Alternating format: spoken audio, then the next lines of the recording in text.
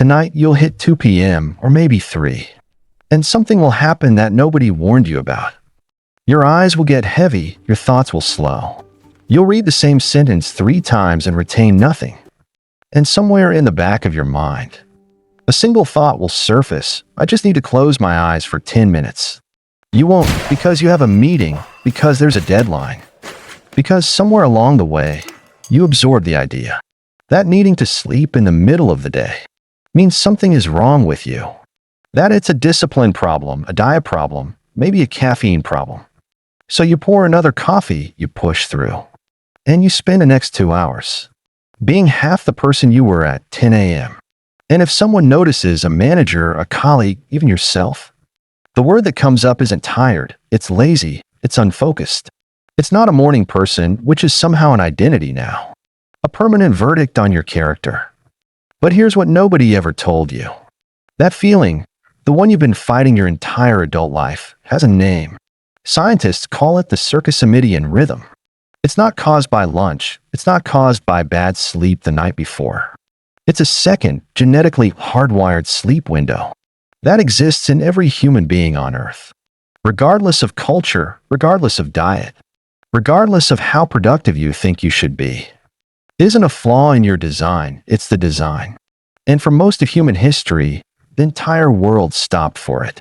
The siesta, the practice of resting in the middle of the day, is one of the most misunderstood traditions in human culture. We treat it like a charming Mediterranean habit, a cultural quirk, something people in warmer climates do because of the heat. But the heat was never the point.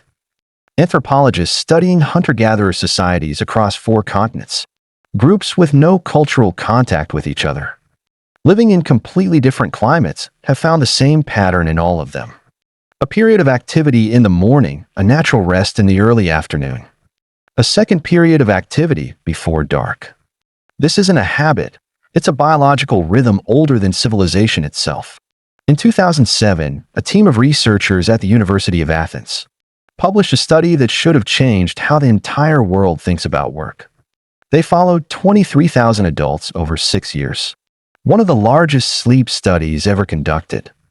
The participants, who regularly took a midday rest, had a 37% lower risk of dying from heart disease than those who didn't. Not slightly lower, 37%. When they dug deeper, they found something that sharpened the result even further. The protective effect was strongest in working men, not retirees, not people who were already resting. Men who were employed under pressure, carrying the full weight of a modern schedule. The ones who somehow kept the nap had healthier hearts. The ones who gave it up were dying for it, literally. And the Athens study wasn't alone.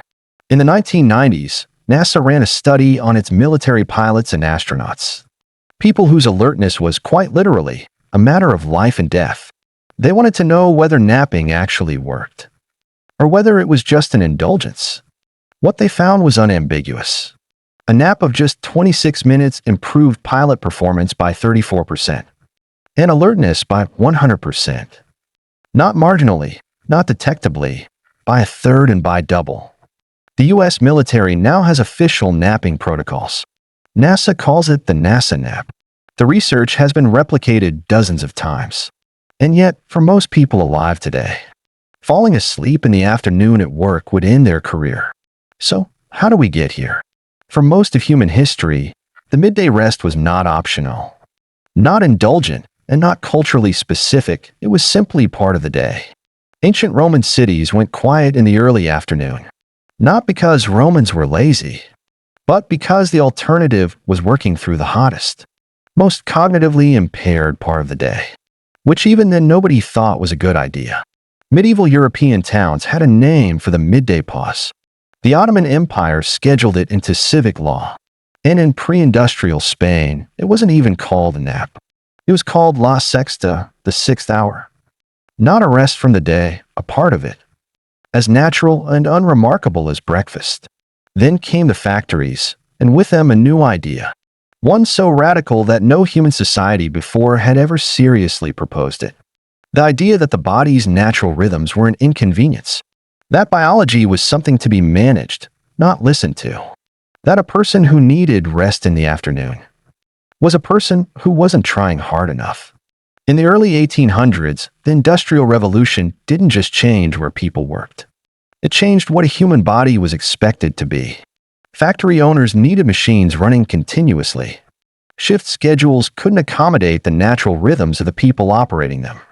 And so, for the first time in human history, the afternoon rest was reframed, not as a biological need, but as a moral failing.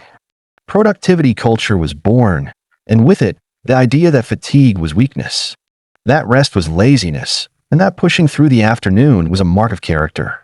Within a generation, the science of what the body actually needed had been replaced by the economics of what the factory required.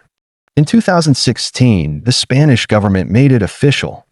Spain, the country most associated with the siesta in the modern imagination, formally discouraged the practice as part of a national effort to align with Northern European work schedules, a tradition that had existed for centuries, rooted in genuine human biology, was phased out in the name of productivity. The siesta didn't die because it stopped working. It died because it got in the way. Your body cannot tell the difference between a factory schedule and a biological imperative. Every afternoon, at roughly the same time, your core body temperature drops, your melatonin briefly rises, and your brain begins cycling toward the same state it enters at night. This happens whether you eat lunch or not. It happens whether you slept 8 hours or 5. Researchers who have kept subjects awake for 24 hours straight still observe the afternoon dip right on schedule, because it isn't triggered by anything you did that day. It was scheduled before you were born. The coffee you drink to fight, it doesn't eliminate the dip, it masks it. The cortisol you produce pushing through a deadline doesn't resolve it. It overrides it temporarily at a cost. Studies show that people who suppress the afternoon rhythm consistently throughout the week perform measurably worse on cognitive tests by Friday than people who rest when their body asks them to. You are becoming less productive because you're tired. You're becoming less productive because you've been trained to fight a rhythm that took millions of years to build, using a habit that took 200 years to invent. And here is what makes this particular loss worth sitting with. The cultures that kept the siesta longest weren't behind. They weren't less productive in the ways that actually matter. Research consistently shows that countries with midday rest traditions report higher life satisfaction, lower rates of cardiovascular disease, and in several studies, higher creativity scores in afternoon work sessions, compared to cultures that push straight through. The pause wasn't slowing them down. It was what made the second half of the day possible. So the next time 3 p.m. arrives, and your eyes go heavy and your thoughts begin to blur, and you reach for the coffee, and you tell yourself to focus, and you feel faintly ashamed of your own exhaustion. Your body isn't broken, it is asking, with the full authority of millions of years of human evolution, for the one thing that every single one of your ancestors, Roman, Ottoman, Spanish, hunter-gatherer, farmer, sailor, took without question, without guilt, without needing a study to justify it. 20 minutes, that's all it ever wanted. That's all it has ever wanted.